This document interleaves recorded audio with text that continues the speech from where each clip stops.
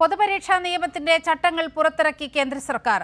പ്രഥമ ദൃഷ്ട്യാ ക്രമക്കേട് ബോധ്യപ്പെട്ടാൽ പരീക്ഷാ സെന്ററിന്റെ ചുമതലക്കാരൻ നടപടിയെടുക്കണമെന്നും കേന്ദ്ര സർക്കാർ ചട്ടത്തിൽ പറയുന്നു. വിവരങ്ങളുമായി ജിൽബി ചേരുകയാണ്. ജിൽബി, നെറ്റ് ക്രമക്കേടുകളുടെ പശ്ചാത്തലത്തിലാണ് ഇത്തരത്തിൽ ഒരു നിയമം തന്നെ കേന്ദ്ര സർക്കാർ കൊണ്ടുവരുന്ന സാഹചര്യം ഉണ്ടായത്. ഇപ്പോൾ ആ നിയമത്തിന് ആവശ്യമായ ചട്ടങ്ങൾ പുറത്തിറക്കിയിരിക്കുകയാണ് കേന്ദ്ര സർക്കാർ. എന്തെല്ലാം കാര്യങ്ങളാണ് ഈ ചട്ടത്തിൽ പറയുന്നത്?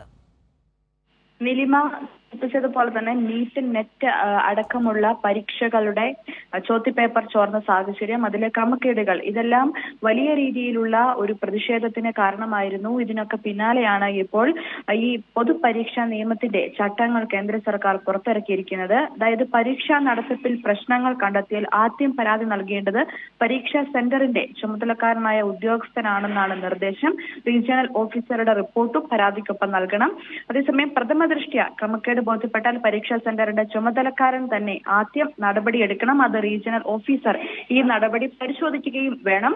പരാതി ലഭിച്ചാൽ ഉടൻ പ്രത്യേക സമിതി ഉണ്ടാക്കി ഒരു അന്വേഷണം നടത്തണം. ജോയിന്റ് സെക്രട്ടറി റാങ്കിൽ കുറയാത്ത ഉദ്യോഗസ്ഥനാകണം അന്വേഷണ സമിതിയുടെ അധ്യക്ഷൻ ചട്ടത്തിൽ പറയുന്നുണ്ട്.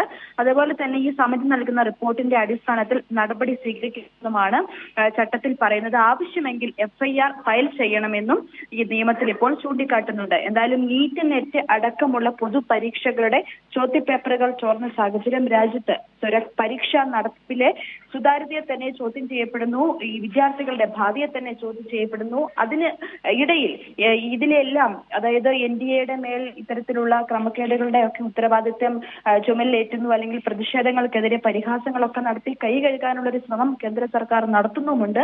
ഇതിനൊക്കെ പിന്നാലെയാണ് ഇപ്പോൾ ഇത്തരത്തിൽ ഒരു നിയമം അല്ലെങ്കിൽ ഇത്തരത്തിലൊരു ചട്ടം കൂടി കേന്ദ്ര സർക്കാർ പുറത്തിറക്കുന്നത്. നീലിമ. ശരി, ജിൽബിയാണ് വിവരങ്ങൾ പങ്കുവച്ചത്.